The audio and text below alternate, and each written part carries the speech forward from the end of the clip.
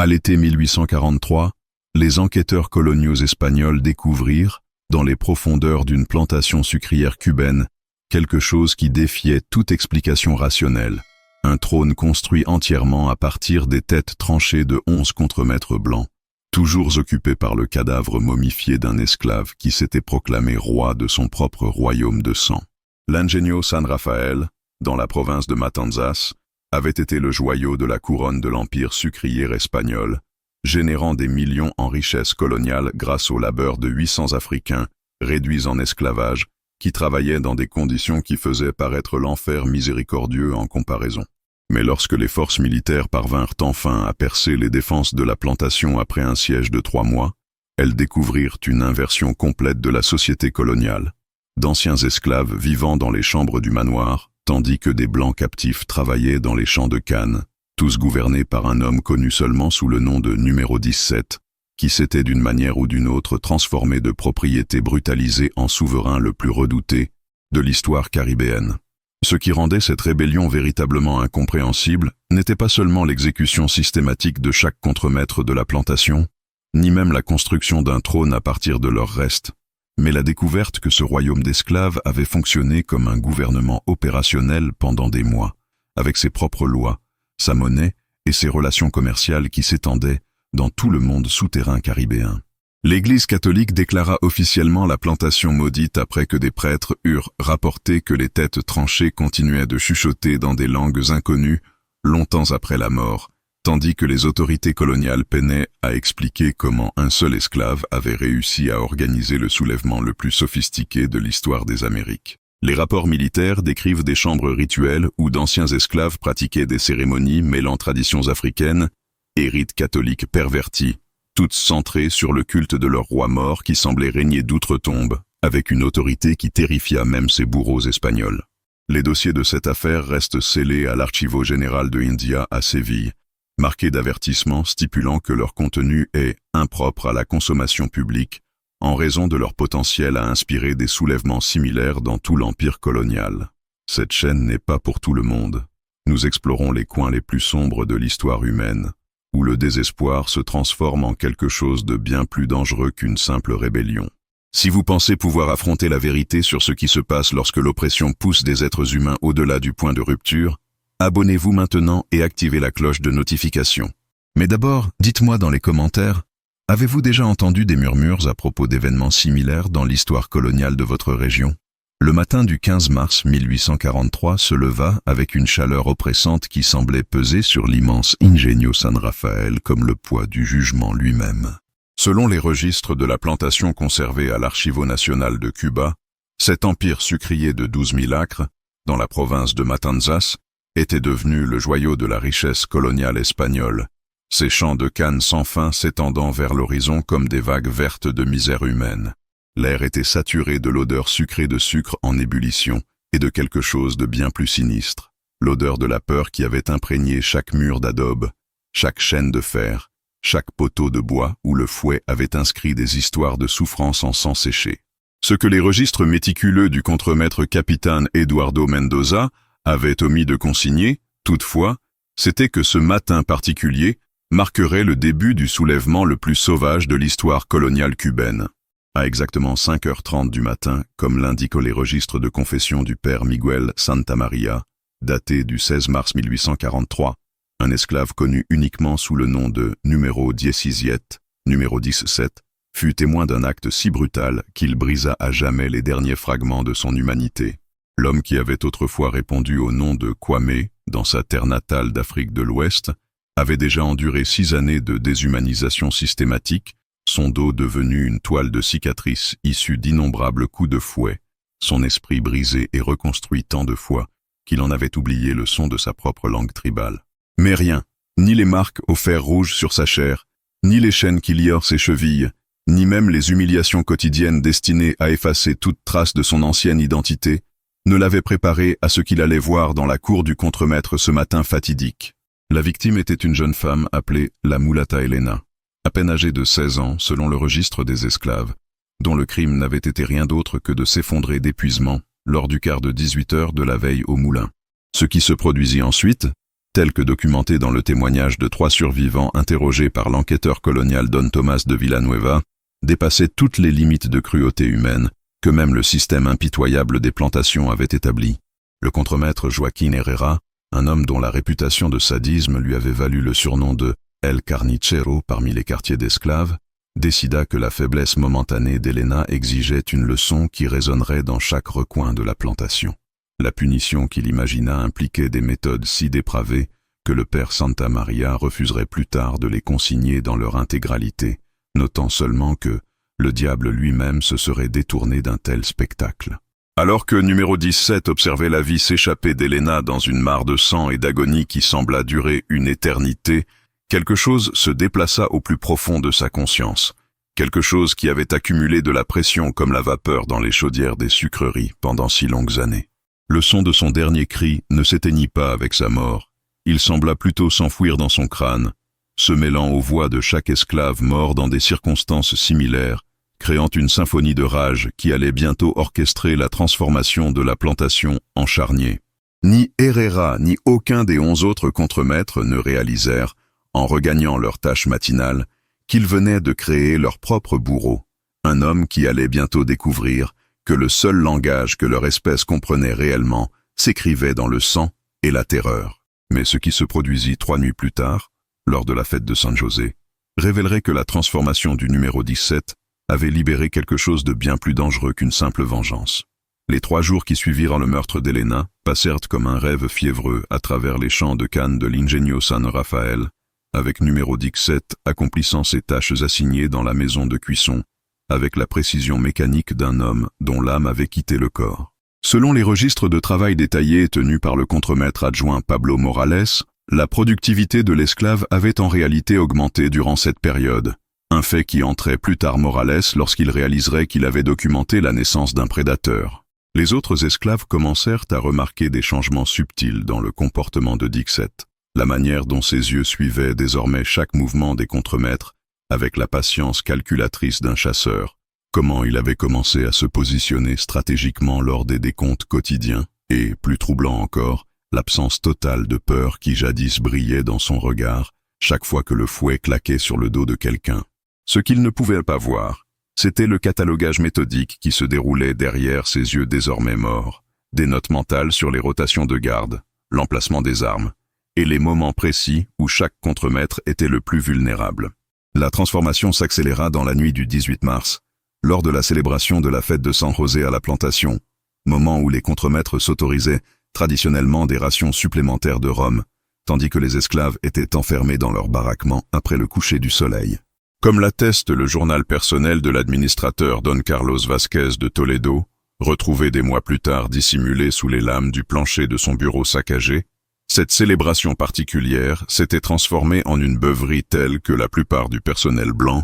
gisait inconscient à minuit. C'est durant ces heures sombres que numéro 17 effectua sa première mission de reconnaissance, se faufilant dans les ombres avec une habileté qui semblait émerger d'une mémoire primitive héritée de ses ancêtres guerriers. Glissant comme de la fumée entre les bâtiments, il découvrit l'armurerie déverrouillée où des machettes pendaient en rang soigné, nota quelle porte manquait de verrou adéquat et, plus crucial encore, observa de ses propres yeux à quel point ses bourreaux devenaient impuissants lorsque l'alcool relâchait leur emprise sur le pouvoir. La métamorphose psychologique atteignit son paroxysme lorsque Dixet pénétra dans les quartiers privés du contremaître Herrera et trouva la robe ensanglantée d'Elena, suspendue comme un trophée au mur, un macabre souvenir de la dernière conquête du sadique. La vision déclencha quelque chose au-delà de la rage, au-delà même du désir de vengeance. Elle éveilla une compréhension qui mûrissait dans les recoins les plus sombres de sa conscience depuis 6 ans. Il ne s'agissait pas seulement du meurtre d'une fille ou de sa propre souffrance, il s'agissait d'un système si fondamentalement malfaisant qu'il ne pouvait être détruit que par des moyens tout aussi extrêmes. Debout dans cette chambre des horreurs, entouré d'autres souvenirs des victimes d'Herrera, numéro 17 vécut ce que des témoins décriraient plus tard comme une mort et une renaissance spirituelle complète, émergeant comme quelque chose qui transcendait à la fois esclave et maître, victime et bourreau. À partir de ce moment, chaque interaction avec les contremaîtres devint une étude sur la faiblesse humaine, chaque punition endurée se transformant en renseignement sur leur méthode et leur psychologie. L'homme qui autrefois sursautait au son de bottes approchant, observait désormais avec un intérêt presque scientifique ses oppresseurs révéler leurs habitudes, leurs peurs, leurs manies et vulnérabilités individuelles. Il commença à comprendre que leur pouvoir dépendait entièrement de la croyance des esclaves en leur invincibilité, une croyance qui pouvait être brisée par la démonstration adéquate d'une violence contrôlée. Mais ce que même 17 ne pouvait prévoir, c'était à quelle vitesse l'occasion se présenterait, ni comment les compétences mêmes que ces geôliers avaient tenté de lui arracher allaient bientôt devenir les instruments de leur propre perte. Le contremaître destiné à être sa première victime était déjà marqué pour mourir, bien que Joaquín Herrera n'ait aucune idée que sa promenade matinale à cheval dans les champs de Cannes, le 22 mars, serait la dernière. Aux heures précédant l'aube du 22 mars 1843, le contremaître Joaquín Herrera suivait sa routine coutumière d'inspecter les champs de Cannes à cheval avant que les esclaves ne commencent leur labeur quotidien, une pratique documentée dans ses propres journaux de patrouille, méticuleux retrouvés plus tard par les enquêteurs coloniaux. Selon le témoignage du travailleur des champs, numéro 42, conservé dans les archives du procès de la Real Audiencia de la Habana, Herrera avait développé cette habitude solitaire autant pour son plaisir sadique personnel que pour la sécurité de la plantation. Cela lui donnait l'occasion de surprendre tout esclave qui tenterait de voler de la canne à sucre ou de s'adonner à des conversations interdites. L'itinéraire passait toujours par la section la plus isolée de la plantation, où les tiges denses formaient des couloirs naturels étouffant le son et dissimulant les mouvements.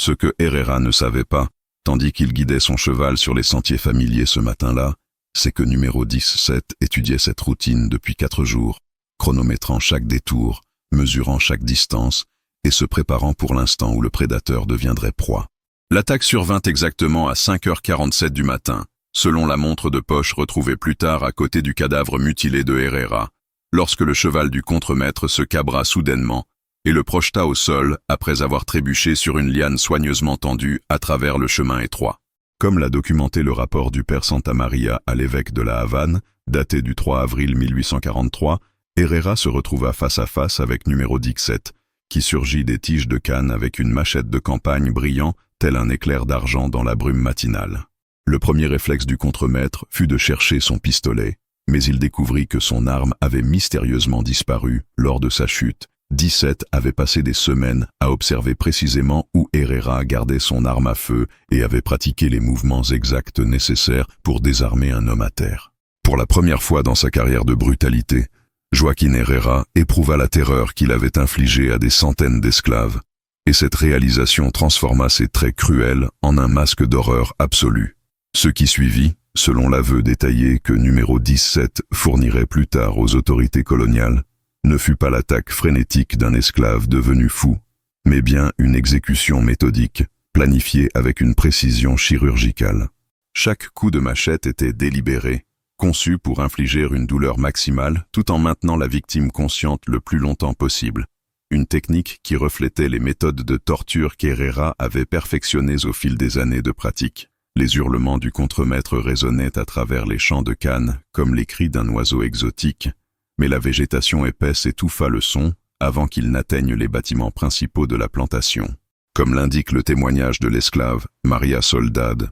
qui devint plus tard l'une des lieutenantes les plus fidèles de 17, ce premier meurtre dura exactement 17 minutes, un détail qui prendrait une signification symbolique à mesure que la rébellion se propageait. Lorsque la mort finit par emporter Herrera, numéro 17 accomplit un acte qui allait devenir sa signature. Il trancha la tête en 3 coups précis et la brandit tel un trophée grotesque. Le détail le plus glaçant de ce meurtre inaugural, conservé dans les dossiers de l'enquête criminelle du capitaine général Leopoldo O'Donnell, fut ce que 17 fit avec les restes d'Herrera. Plutôt que de cacher le corps ou de tenter de faire passer la mort pour un accident, il disposa délibérément le cadavre en position assise contre un arbre cecropia, avec la tête tranchée posée sur les genoux, telle une offrande macabre à des dieux oubliés. Ce n'était pas l'œuvre d'un esclave cherchant à effacer ses traces. C'était la guerre psychologique calculée de quelqu'un qui comprenait que la terreur était une arme plus puissante que n'importe quelle machette. Lorsque les autres contremaîtres découvrirent la scène macabre plus tard dans la matinée, ils trouvèrent gravé dans l'écorce de l'arbre au-dessus du corps un message en espagnol qui les glaça jusqu'aux os, le premier paiement d'une longue série. Mais aucun d'eux ne réalisa, en contemplant les restes mutilés de leurs collègues, que numéro 17 avait déjà choisi sa prochaine victime, et que le démantèlement méthodique de leur hiérarchie ne faisait que commencer. La découverte du cadavre profané de Joaquín Herrera fit l'effet d'un séisme au sein de la hiérarchie des contremaîtres de l'Ingeniero San Rafael, mais ce fut la réaction des esclaves qui révéla à quel point la structure du pouvoir de la plantation avait basculé en l'espace d'une seule matinée. Selon les observations détaillées consignées dans la correspondance privée de l'administrateur du domaine, Don Carlos Vázquez de Toledo, adressée au capitaine général et datée du 23 mars 1843, l'atmosphère habituelle de soumission craintive avait été remplacée par quelque chose de bien plus inquiétant. Un sentiment collectif d'attente qui crépitait dans les quartiers des esclaves, comme l'électricité avant l'orage. Numéro 17 avait disparu immédiatement après le meurtre, se fondant à nouveau dans la population de la plantation, avec l'invisibilité exercée de celui qui avait appris à devenir un fantôme parmi les vivants. Mais son absence pesait plus fort que n'importe quelle présence, et des conversations chuchotées commencèrent à se répandre dans les baraquements comme un feu de brousse, porté dans des langues que les contremaîtres ne comprenaient pas, et ponctuées de regards qui en disaient long sur la révolution qui couvait dans des centaines de cœurs. Le recrutement commença dès cette nuit-là, comme l'atteste le témoignage sous serment de l'ancien esclave, Tomás El Herrero, qui survécut au massacre ultérieur et fournit des détails cruciaux aux enquêteurs coloniaux plusieurs mois plus tard. Numéro 17 n'approchait pas ses alliés potentiels avec de grands discours sur la liberté ou la justice. Il se déplaçait dans l'obscurité des quartiers d'esclaves, avec la tête tranchée d'Herrera enveloppée dans de la toile de jute, dévoilant son trophée à des individus choisis, ceux qui avaient le plus souffert sous la brutalité du contremaître. L'impact psychologique fut immédiat et dévastateur. Des esclaves brisés par des années d'abus virent soudain la preuve tangible que leur bourreau pouvait saigner et mourir comme n'importe quel autre homme. Selon la reconstitution des événements par le père Santamaria, fondée sur des confessions obtenues lors des procès ultérieurs, la méthode de recrutement de Dixet était d'une brutalité simple. Il offrait à chaque recrue potentiel l'opportunité d'exécuter personnellement l'un des contremaîtres, mais seulement après qu'elle eut prouvé sa loyauté absolue à travers des rituels d'initiation de plus en plus violents. La transformation d'esclaves brisés en armes mortelles se fit avec une rapidité terrifiante, aidée par des compétences que beaucoup avaient conservées de leurs terres africaines, malgré des années de déshumanisation systématique. Comme l'attestent les registres médicaux de la plantation, tenus par le docteur Esteban Núñez, qui soignait à la fois esclaves et contremaîtres, plusieurs recrues possédaient une connaissance des poisons dérivés de plantes locales. D'autres avaient maintenu leur expertise avec les armes blanches, malgré l'interdiction faite aux esclaves de porter des outils en métal. Et surtout, ils avaient acquis une compréhension intime de la topographie de la plantation grâce à des années de labeur forcé dans chaque recoin du domaine. Numéro 17 organisa son armée grandissante en cellules de 5 hommes chacune, aucune cellule ne connaissant la composition complète des autres. Une structure qui serait plus tard remarquée par les historiens militaires comme remarquablement sophistiquée pour ce que les autorités coloniales avaient balayé d'un revers de main en qualifiant de « soulèvement d'esclaves primitifs ». Chaque cellule se voyait attribuer des cibles précises et recevait des renseignements détaillés sur les habitudes, les faiblesses et les routines quotidiennes de ses victimes. À la fin du mois de mars, selon les informations recueillies par le capitaine Manuel de Céspedes lors de son enquête pour la Real Audiencia, numéro 17 commandait une armée secrète de plus de 60 esclaves qui avaient prêté des serments de sang pour le suivre dans ce qu'ils appelaient la purification. La préparation psychologique était aussi importante que la planification tactique. Les recrues devaient méditer chaque nuit sur les tortures spécifiques qu'elles avaient subies, transformant leur douleur en carburant pour la violence à venir. Elles s'entraînaient à se déplacer dans un silence absolu à travers les bâtiments de la plantation, mémorisaient les rotations de garde et développaient des signaux manuels permettant de communiquer sur de grandes distances sans alerter les contremaîtres. Plus inquiétant encore, elles commencèrent à collectionner des trophées issus de petits actes de sabotage, un bouton manquant de la veste d'un contremaître, une mèche de cheveux coupée pendant le sommeil de la victime, des objets personnels prouvant à quel point elles pouvaient atteindre leur cible quand le moment serait venu. Mais ce que les contremaîtres ne comprenaient toujours pas, même alors que les preuves d'une résistance organisée s'accumulaient autour d'eux, c'était que leurs chasseurs avaient déjà fixé la date de la moisson de vengeance, et que la lune de sang du 3 avril éclairerait la naissance d'un royaume bâti sur des têtes tranchées. La lune de sang du 3 avril 1843 jeta une lueur cramoisie inquiétante sur l'Ingénio San Rafael, lorsque le règne de terreur méticuleusement orchestré par numéro 17 débuta au coup de minuit, par une attaque synchronisée qui démontra une précision militaire rarement observée dans les soulèvements d'esclaves des colonies caribéennes. Selon la chronologie détaillée reconstruite par l'enquêteur colonial Don Tomás de Villanueva à partir des témoignages des survivants, la première vague cibla simultanément les 4 contremaîtres du service de nuit, chaque exécution étant menée par une cellule différente afin qu'aucun groupe ne puisse être tenu pour seul responsable en cas de capture. La méthode restait toujours la même, des mises à mort rapides et silencieuses suivies d'une décapitation immédiate, les têtes étant collectées à la fois comme trophées et comme matériaux de construction pour le trône grotesque que numéro 17 avait commencé à ériger dans la chapelle abandonnée à l'est de la plantation.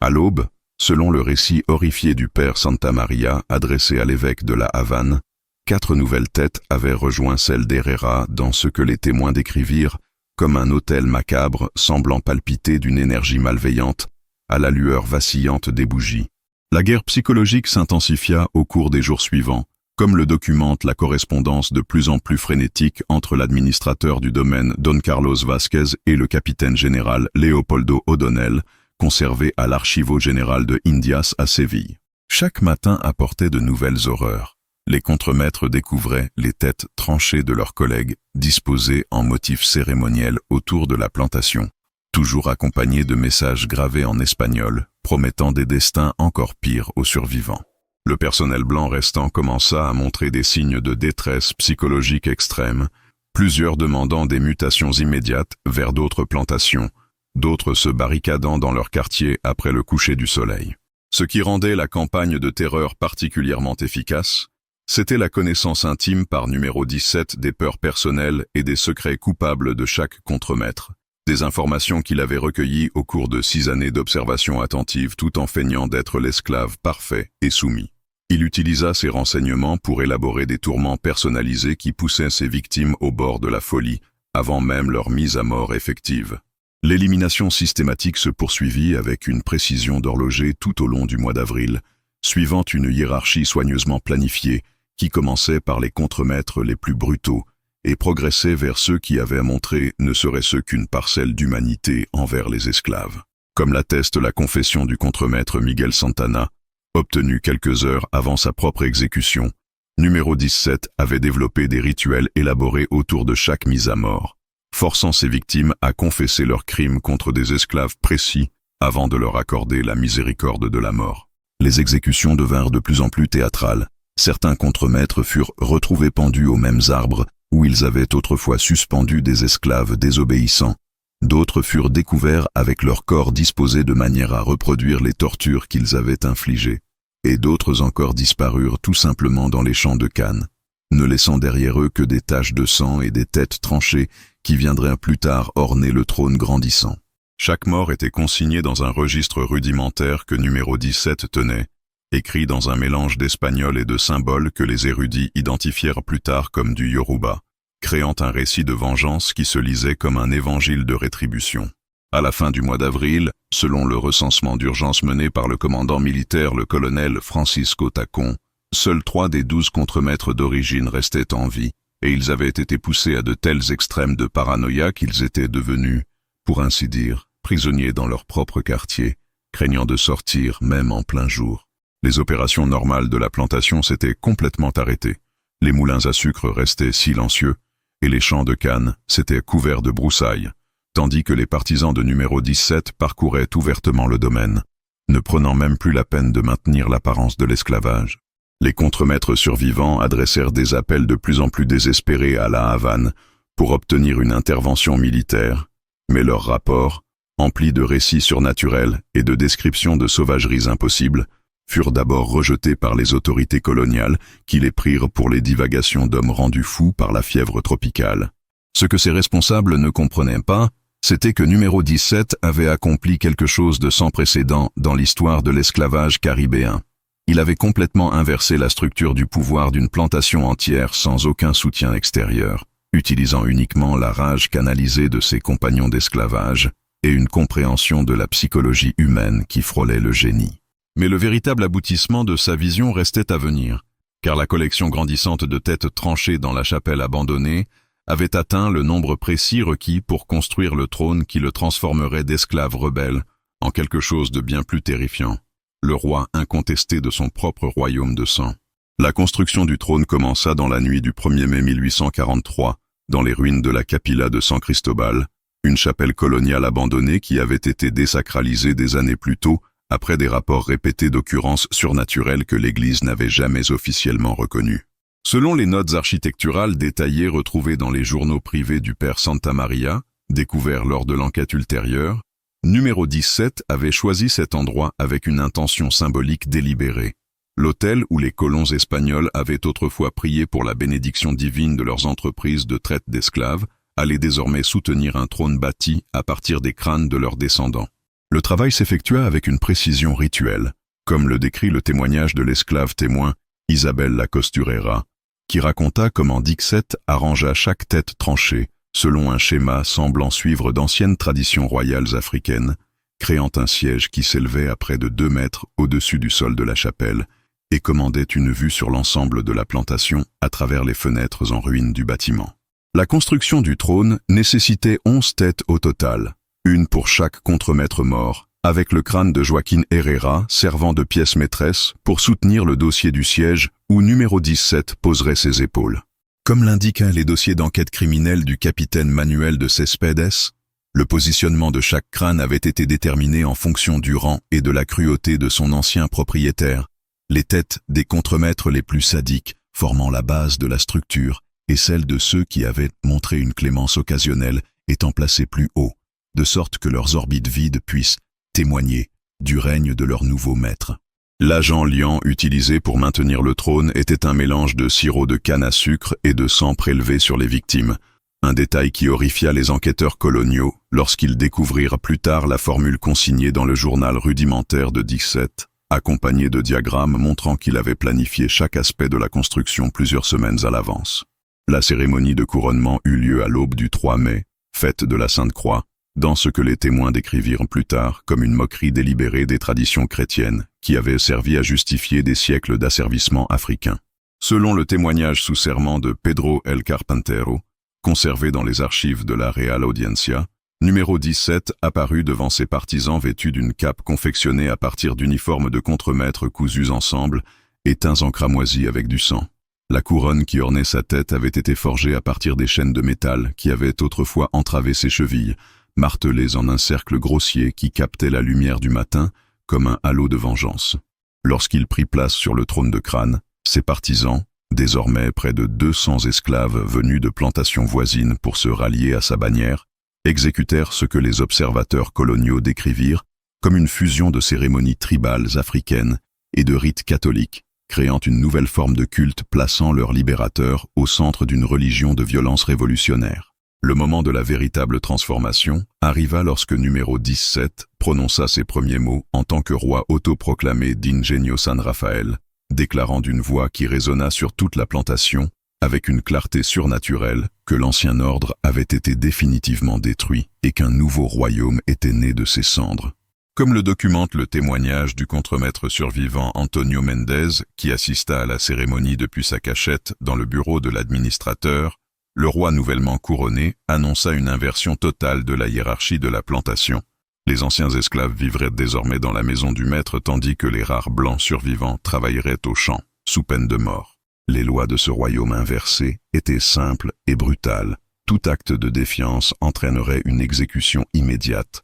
Toute tentative de contacter les autorités extérieures serait punie par la torture, et tout blanc qui mettrait le pied sur la plantation sans autorisation verrait sa tête ajoutée à la collection croissante qui entourait le trône. Mais ce qui terrifia réellement ceux qui furent témoins de ce couronnement impie, ce fut la prise de conscience qu'il ne s'agissait pas du délire fiévreux d'un fou. C'était l'établissement calculé d'un gouvernement fonctionnel qui avait déjà commencé à promulguer des décrets et à faire respecter sa volonté par une violence organisée. La question qui hantait désormais tous ceux qui entendaient ces récits n'était plus de savoir si cette rébellion d'esclaves pouvait être stoppée, mais si le monstre qu'ils avaient créé à travers des siècles de cruauté n'était pas déjà devenu trop puissant pour être contenu par quelque force que ce soit des autorités coloniales. La vie sous le nouveau régime transforma Ingenio San Rafael en une inversion cauchemardesque de la société coloniale, où les anciens esclaves occupaient désormais le manoir du maître, tandis que les quelques blancs survivants étaient contraints de travailler dans les champs de canne,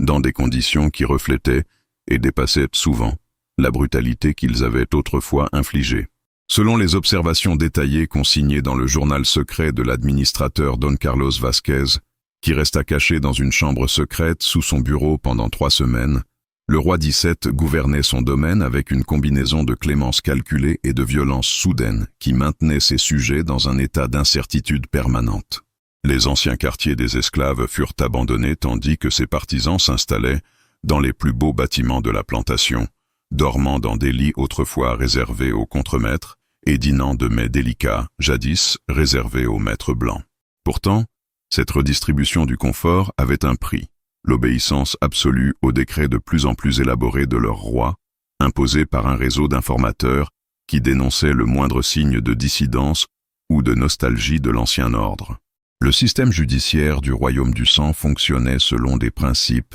mêlant droit tribal africain et une interprétation pervertie de la justice coloniale, comme le montrent les registres de procès que le roi XVII tenait méticuleusement dans sa salle du trône. Selon le témoignage de Maria la Cocinera, qui servit comme l'une de ses principales conseillères, des sessions de tribunal se tenaient chaque jour au coucher du soleil dans la chapelle, le roi rendant la justice depuis son trône de crâne, tandis que les plaignants s'agenouillaient devant lui sur les dalles ensanglantées de l'autel.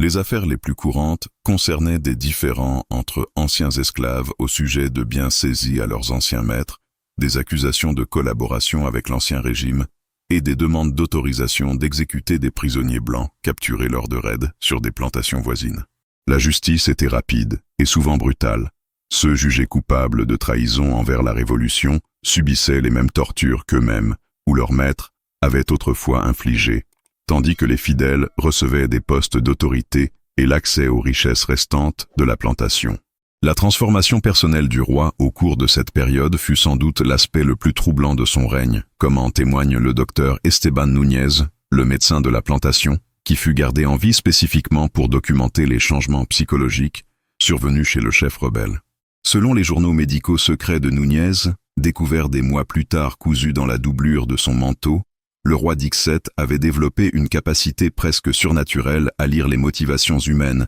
et à manipuler les peurs et désirs de ceux qui l'entouraient. Il passait des heures chaque jour à étudier les têtes tranchées qui composaient son trône, affirmant qu'elles murmuraient des secrets sur les vivants qui l'aidaient à gouverner plus efficacement. Ses partisans commencèrent à le considérer avec un mélange de vénération et de terreur qui frôlait la dévotion religieuse, convaincus qu'il possédait des pouvoirs mystiques qui lui avaient permis de renverser l'ordre naturel de la société coloniale. Le roi encourageait ses croyances, s'entourant de rituels et de symboles qui renforçaient son autorité divine, tout en maintenant soigneusement le réseau d'espions et d'exécuteurs qui garantissait le fonctionnement de son royaume. Le système économique de la plantation inversée continua de produire du sucre, mais désormais les profits étaient distribués selon la vision de justice révolutionnaire du roi XVII,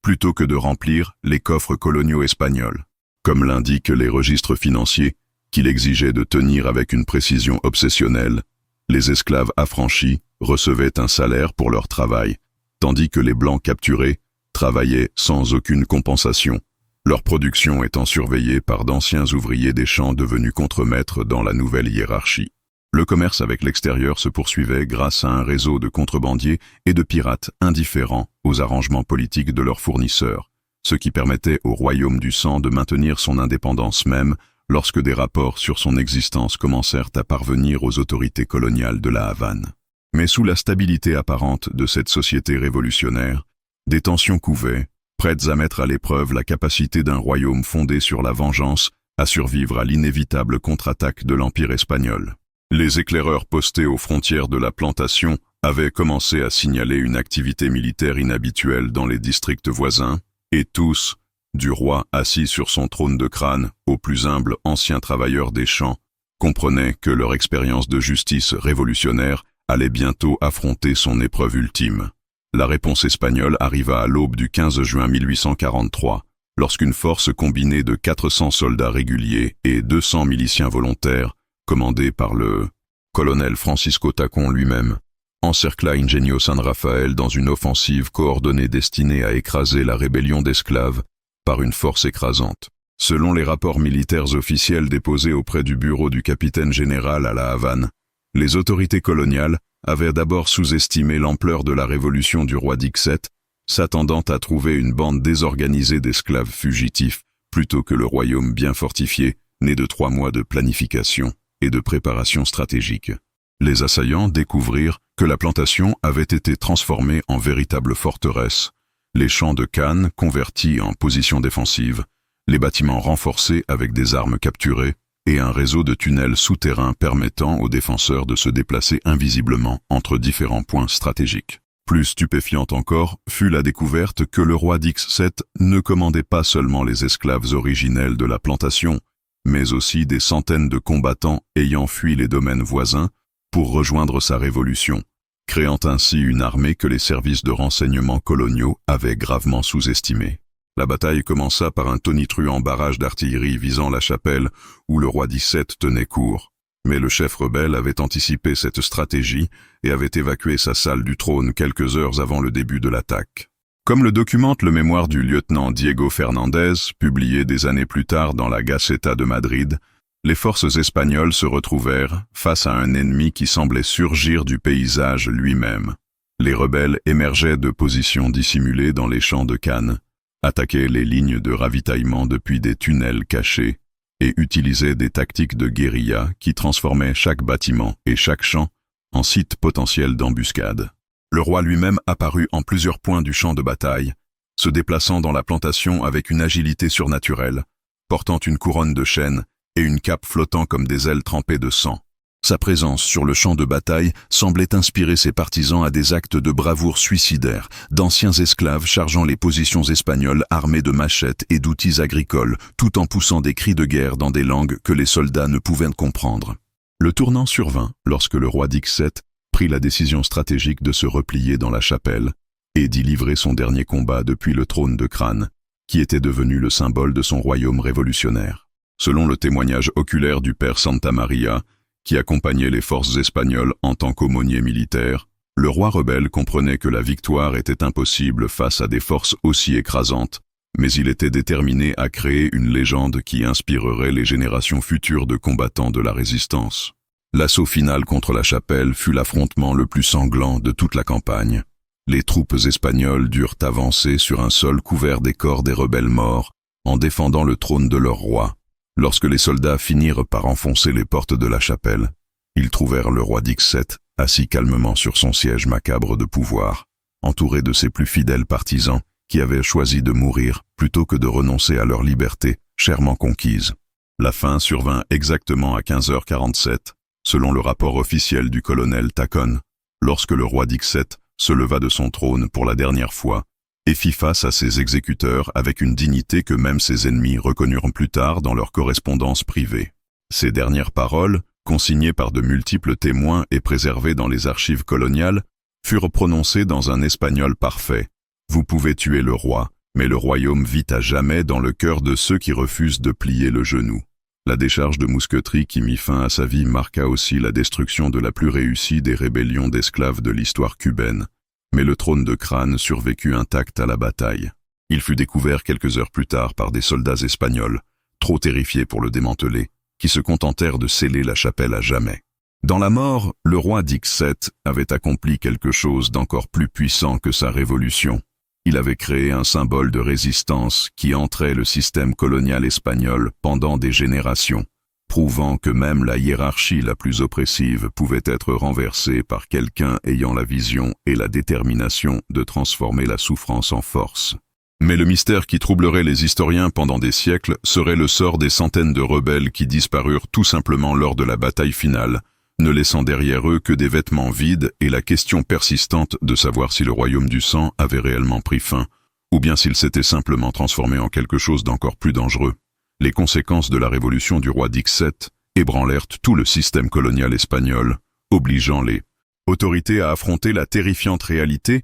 que leur empire d'exploitation avait engendré quelque chose de bien plus dangereux que des rebelles isolés. Il avait nourri une nouvelle forme de conscience révolutionnaire capable de transformer les esclaves les plus brisés en chefs militaires sophistiqués. Selon des documents scellés dans les archives secrètes du Vatican, le pape Grégoire XVI ordonna personnellement que tous les dossiers relatifs à l'incident du trône cubain restent classifiés indéfiniment, après que les enquêteurs de l'Église eurent signalé des phénomènes surnaturels qui remettaient en cause la doctrine catholique fondamentale sur la nature de la justice divine. Les 3 contremaîtres survivants d'Ingenio San Rafael furent discrètement transférés en Espagne continentale, où ils passèrent le reste de leurs jours dans des monastères, plongés dans un tel effondrement psychologique qu'ils ne pouvaient plus communiquer que par des dessins de têtes tranchées et des prières murmurées pour obtenir le pardon de victimes qu'ils affirmaient encore voir leur rendre visite dans leurs rêves. La réponse de la couronne espagnole fut rapide et brutale.